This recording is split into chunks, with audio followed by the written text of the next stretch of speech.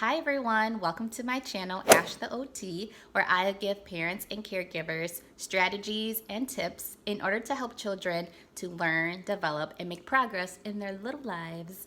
So today we're going to be talking all about what exactly is an OT. So first of all, an OT stands for Occupational Therapist. So before we dive in, let me just knock out that misconception of occupational therapist being someone that helps another person find a job. No, I am not a walking Indeed or Monster.com, although that kind of would be cool. But no, I don't help people to find jobs, at least not directly, maybe indirectly. So that's not, let's get that out the way. I don't do that. And also, I'm just going to put it out there. I didn't know what OT was until I think it was my very last year of undergrad.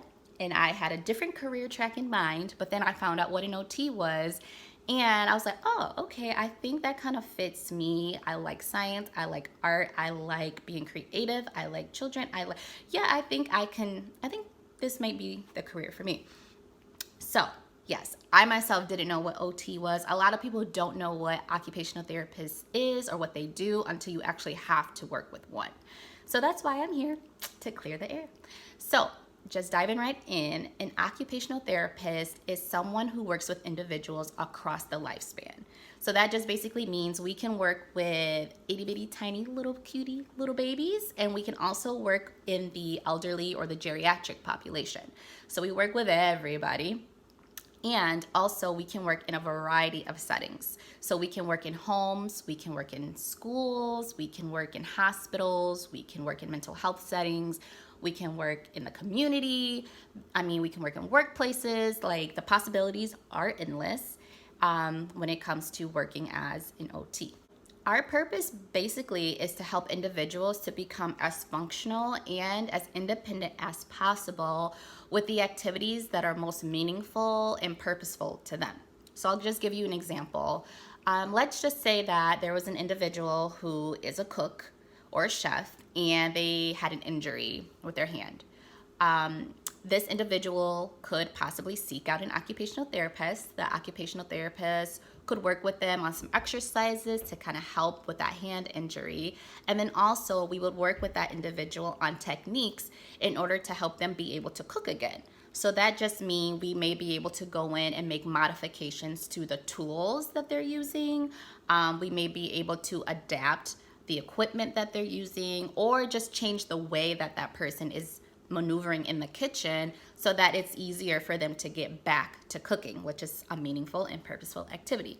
It could also mean, let's say someone had a stroke and they can no longer dress themselves. So we as occupational therapists would go in, we would assess them, we would see what the deficits are, and then we would work with that individual on relearning how to get themselves dressed again. So that is our mission, and that is why I think it's such a cool career. Another thing that I really, really love about being an occupational therapist is the flexibility. It is such a flexible career. You can work, as I said before, in so many different settings. If you want to have multiple jobs working with multiple age groups, then you can go right ahead and do so. If you want to work in a hospital in the day and a school later on, you can do that. If you want to work in a nursing home and work at a school, you can do that. So it's super flexible. You're not stuck in one setting with one population for your whole career. You can dibble and dabble if you want to, or if you find a niche that you absolutely love, then you can stick with that. Another really cool thing about being an occupational therapist is that we look at things from a holistic perspective. We don't go in and see what's wrong with that individual and just focus on that one thing. We look at that person, we look at their environment, and we look at the activity or the occupation that that person is trying to get back to doing or trying to learn to do. And we kind of investigate all three aspects, and we kind of work with all three of those things, put them together in order to make sure that person can get back to the way things were, or to relearn a new strategy for doing the things that they want to do again. Let me get into a little bit more about me and my role as an OT. So I have been an occupational therapist for the past 7 years now, and I actually do have a niche, a population that I really absolutely love to work with, and yes, it's pediatrics. I love working with children, and that is the population that I have worked with the most throughout my career as an occupational therapist. Yes, I have tried out working with other populations, and it's not that I didn't like those populations or working in those different settings. It was just that I loved working with the kids. And before I even became an occupational therapist, I kind of wanted to do a career in which I could also work with children as well, because it's just something I've always wanted to do. Okay, let me just put it out there. I used to want to be a pediatrician, right? And then I found out you had to go to school forever, and then I was like, no, I can't do that. So the occupational therapist was the next best thing, because I actually get to know the families, and I'm actually around them a lot more often than maybe some pediatricians are. And I mean, that could be a good or a bad thing depending on who you are. But yes, that is exactly what I do. And so my job and my goal is to work with children in order to help them, guess what? Play, or be able to do those things that are most meaningful to them.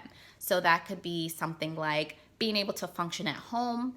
It could be being able to help them out in the community. It could be being able to help them being able to attend or focus at school. So I basically go in and help children be able to engage in activities that children should be able to engage and participate in. So I have worked with children in multiple different settings. I've worked with children in homes. I've worked with children at schools, in daycares, in hospitals, outpatient settings, private clinics. I've even gone out to the community and worked with children at like jungle gyms, at the park, at libraries, at the mall, at pumpkin patches. So it's been super flexible and super fun because it's such a variety, and I never get bored because no day is ever the same, especially working with children. Like, no day is ever the same. No child, no matter what diagnosis, no matter what disability or developmental difference they may have, no child is the same. And so that makes my job all the more fun in trying to figure those cute little kids out. Some of the things that I focus on the most are things like fine motor skills. So those are things where the child has to learn how to use their hands to participate or engage in an activity. So that could be learning how to hold a crayon correctly, learning how to hold a spoon so they can feed themselves, learning how to hold a pencil so they can write their name. I work with children with visual motor coordination, so doing puzzles, doing shape sorters, tying their shoes, maybe zipping their coats. I also work with children on sensory processing. So this is basically being able to tolerate different senses in our environment, or different input in our environment, and being able to adapt our senses appropriately. So maybe getting our hands messy, tolerating different sounds, tolerating different tastes, tolerating different movement patterns. So that's another aspect. I also focus on like emotional regulation. So giving families and kids strategies and tips for learning emotions, what are emotions, and how to control our emotions, and strategies for helping ourselves to calm down if necessary. And also self-help. So I work with kids and families on routines. So helping the child to be able to get through a day-to-day routine. So let's wake up, let's brush our teeth, let's get dressed, then it's time to go to school, then when we get home from school, then it's time for homework, then it's time for bedtime. So just helping the family to navigate the best way to help their child navigate throughout the day, especially if that kiddo is one that really thrives on having a routine in their life. All in all, there are so many different things that I address, but all in all, let's just say that my job is to help that child and help that family to become as functional and as independent with whatever activity it is that they need to be successful in their life. That being said, I hope this gave you a little bit more insight into what an occupational therapist does and what my role as an occupational therapist is. And I just want to say that I'm super excited to share this journey with you all, to provide you as parents and caregivers some strategies and tips to continue to help your child to learn, develop, and make progress in their little lives. So if you have any questions, please comment down below. I'll be happy to interact and engage with you all. And until the next time, I'll see you soon.